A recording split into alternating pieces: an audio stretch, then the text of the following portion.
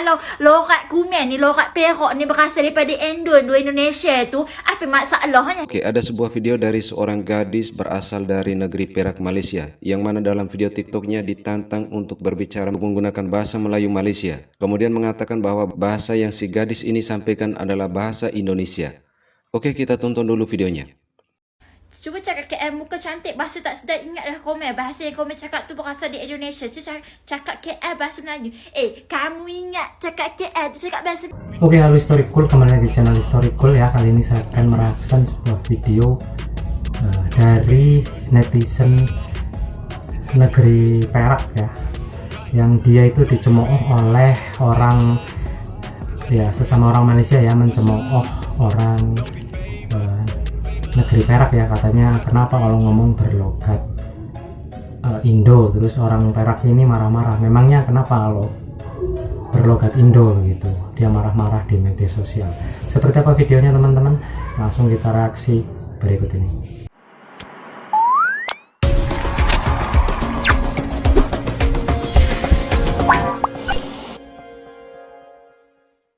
Kalau lokat kumen ni, lokat Perak ni berasal daripada Indonesia tu, apa masalahnya?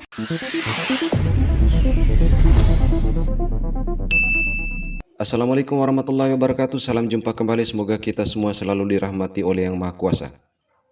Oke, ada sebuah video dari seorang gadis berasal dari negeri Perak, Malaysia, yang mana dalam video TikToknya ditantang untuk berbicara menggunakan bahasa Melayu Malaysia. Kemudian mengatakan bahwa bahasa yang si gadis ini sampaikan adalah bahasa Indonesia. Oke, kita tonton dulu videonya. Cuba cakap KL muka cantik, bahasa tak sedap, ingatlah komen. Bahasa yang komen cakap tu berasal di Indonesia. Cakap KL bahasa Melayu.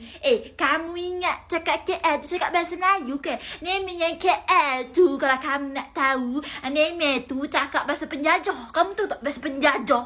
Yang menjajah Malaysia, tanah Melayu ni nak ngaburkan. Kalau lokat kumen ni, lokat Perak ni berasal daripada Indonesia tu, apa masalahnya? Apa kamu dengki dengan Indon tu nanti lah kalau sama pun lokat kumen ni Kumen ni orang Perak ni tak ngusik orang. Jadi komen jangan ngusik kumen ni kalau bahasa komen tak sedap, terlantaknya lah kamu. Kamu skip je lah, kamu scroll je lah. Tapi awak kalau menghina lokat awak ni, pantang aku. Pantang aku jangan sampai orang Perak ni naik share. Kamu tahu tak? Kamu ingat kenapa? Orang Perak ni tak lawa-lawa ke? Tak boleh. Kalau lawa tak boleh cakap Perak. Aku lah. Nasib buat cibor kamu. Nasib baik aku tak ciborkan kamu daripada aku ini kan kamu. Apa-apa pun terima kasih lebih puji orang Perak ni lawa. Apa komen? Ya, satu hal yang menjadi aneh ketika sesama warga negaranya menggunakan logat bahasa yang berbeda, dikira dari bahasa Indonesia. Dan hal seperti ini pernah viral dengan kasus pemukulan terhadap seorang kurir dari Sabah yang memang dialeknya sama seperti dialek Indonesia, dan kemudian menuai kecaman. Do you really want this to happen? Aku orang sini lah. Kenapa bahasa kau lain? Sama. Betul kau cakap dia pula orang lain. Dan jika kita andaikan bagaimana kalau orang-orang seperti ini seandainya hidup di Indonesia yang memiliki ratusan bahasa daerah dengan logat dan dialek yang berbeda-beda. Mungkin bisa-bisa mereka ini gila dan berantem karena bahasa dan logatnya yang berbeda-beda. Maka tak heran jika persoalan bahasa sebagai identitas negara masih berada dalam status quo di negara jiran. Ya, bahasa adalah jati diri bangsa dan negara. Jika bahasa kenegaraan tidak dimartabatkan, maka secara perlahan akan tergantikan dengan bahasa asing dan mungkin saja bisa punah. Sehingga tanpa disadari, hal seperti ini sedang terjadi di negara jiran yang suka merojakan bahasa Melayu dan bahasa asing, bukan hanya dalam satu kosakata tetapi juga dalam satu kalimat. Bila kita dah biasakan penggunaan campuran bahasa asing dalam kehidupan kita, nanti dalam 100 tahun akan datang, apa akan terjadi pada bahasa Melayu kita? Bahasa kita akan pupus. Itu baru masuk kenaan dengan bahasa campuran. Itu belum lagi ada yang setengah-setengah daripada golongan yang lain yang menolak langsung penggunaan bahasa Melayu dalam kehidupan mereka. isu yang terbaru tentang seorang pakcik Cina ni yang dia message Grab. Dia tulis dalam bahasa Cina, tapi dalam Grab tu dia ada tulis penggunaan bahasa Melayu ataupun bahasa Inggeris. Tapi dia degil juga nak juga bahasa Cina sebagai bahasa komunikasi. Dengan katakan ini Grab ni Cina yang buat, kenalah bahasa Cina. Dan dia bukan soal nak kena guna bahasa Cina juga. Dia soal bahasa komunikasi ni yang telah ditetapkan oleh sesebuah negara. Kita tengok negara lain, contohnya paling dekat Indonesia. Adakah bahasa mereka ni menerima bahasa lain, contoh bahasa Cina ataupun Inggeris ataupun bahasa India, dia terima pakai dalam negara mereka untuk gunakan sebagai bahasa perantara dalam negara? Tidak. Ia menggunakan bahasa Indonesia sendiri. Contoh macam Thailand, bahasa kebangsaannya adalah bahasa Siam. Jadi gunakan bahasa Siam, cakap Siam. Sama juga dengan negara-negara Arab, Turki, Belanda, Jerman, Spanyol pun sama. Mereka menggunakan bahasa kebangsaan mereka. Apa bahasa kebangsaan mereka? Bahasa kebangsaan daripada bangsa yang mereka duduk tu sendiri. Jadi sesiapa yang daripada luar negara datang ke sesebuah negara, mereka kena kuasailah bahasa tu. Bukannya ego sendiri, guna bahasa sendiri dekat negara orang. Dia jadi bercelaru kat situ.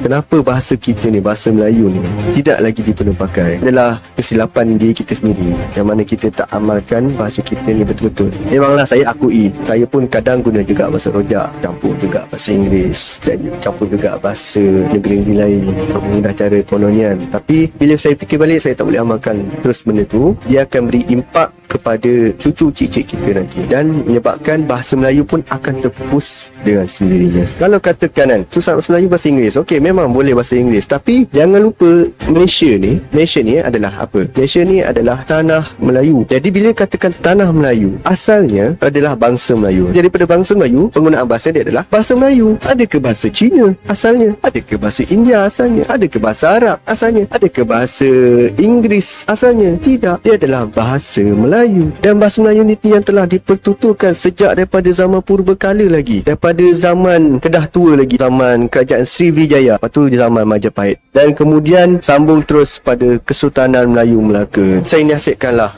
mereka di luar sana, amalkanlah bahasa Melayu. Yang mana tak boleh bahasa Melayu, tak faham bahasa Melayu, belajarlah bahasa Melayu. Ini bukan soal masuk Islam, bukan. Ini adalah kita kena hormat tanah yang kita duduki. Jadi bila tanah diduduki ni, sepatutnya kena fahamlah bahasa Melayu. Itu sajalah daripada saya. Saya mengharapkan semua bangsa seluruh Malaysia ni, bahasa Cina, Melayu, India dan sebagainya, kuasailah dan fahamilah bahasa Melayu. Gunakan sebagai bahasa perantara dalam kehidupan anda. Sarka ataupun tidak, tetapi bahasa kebangsaan kita ialah bahasa Melayu. Dan perkara ini bukan sekadar sebut-sebutan, tetapi termaktub dalam Perlembagaan Persekutuan Perkara 152, di mana dengan jelas menyatakan bahawa bahasa Melayu ialah bahasa kebangsaan.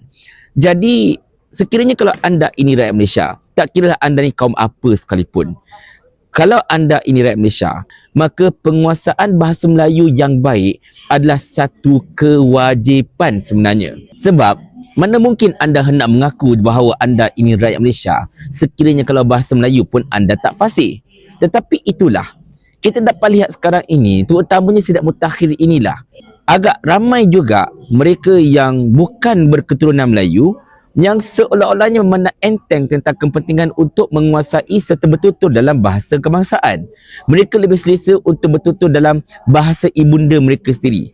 Which is kita tak adalah nak kata yang anda tak boleh belajar langsung bahasa ibunda. Belajarlah, bertuturlah dengan keluarga anda. Tetapi untuk pergaulan sehari-hari, terutamanya di luar anda punya circle, maka anda kena bertutur dalam bahasa Melayu. Itu bahasa kebangsaan. Tetapi itulah tuan-tuan sekalian, kadang-kadang kita lihat macam saya katakan tadi, penguasaan bahasa Melayu di peringkat mereka yang terutamanya bukan keturunan Melayu menjadi orang kata apa, satu benda yang sangat menyedihkan sebenarnya. Even di kalangan para ahli parlimen pun ada di antara mereka yang, ya Allah, bahasa Melayu mereka macam, kau tak belajar ke kat sekolah masalahnya? Adakah kau macam tak pernah langsung bertutur bahasa Melayu sampai percakapan mereka pun macam, minta maaf saya cakap, macam tunggang terbalik, sukar untuk difahami, maksud tak sampai dan macam-macam lagi. Dan benda itu tidak sepatutnya berlaku. Cantik negeri segantang lada, boleh? Itulah Kepri, negeri idaman. Betul. Gimana cara generasi muda dalam menahan trennya zaman? Oh, senang je soalan tu. Pulau Bintan lautnya luas. Betul. Tempat nelayan memancing ikan. Banyak tu. Harusnya zaman semakin keras. Jagalah diri, tingkatkan iman. Betul, memang itu jawabannya. Oke, ini yang membedakan bahasa Melayu yang ada di Indonesia dengan bahasa Melayu yang ada di Malaysia. Meskipun statusnya sebagai bahasa daerah, namun bahasa Melayu di Indonesia dilindungi undang-undang dan dilestarikan oleh para penuturnya. Semboya tak akan Melayu hilang dari dunia. Lebih tepat harusnya adalah Melayunya Indonesia yang masih melestarikan budaya, adat istiadat dan bahasa yang tidak bercampur aduk dengan bahasa-bahasa asing. Oke, demikian sekilas video ini. Berikan komentar yang positif dan tidak saling menghujat. Terima kasih atas waktunya menonton video ini. Wassalamualaikum warahmatullahi wabarakatuh. Nah, jadi seperti itu videonya teman-teman ya. Kita patut berbangga ya, karena bahasa kita sudah disukai oleh negara jiran juga ya. Jadi negara jiran sudah mulai berbondong-bondong menggunakan bahasa kita. Oke, sekian dulu reaction dari saya. Saksikan video yang lain. Bye bye.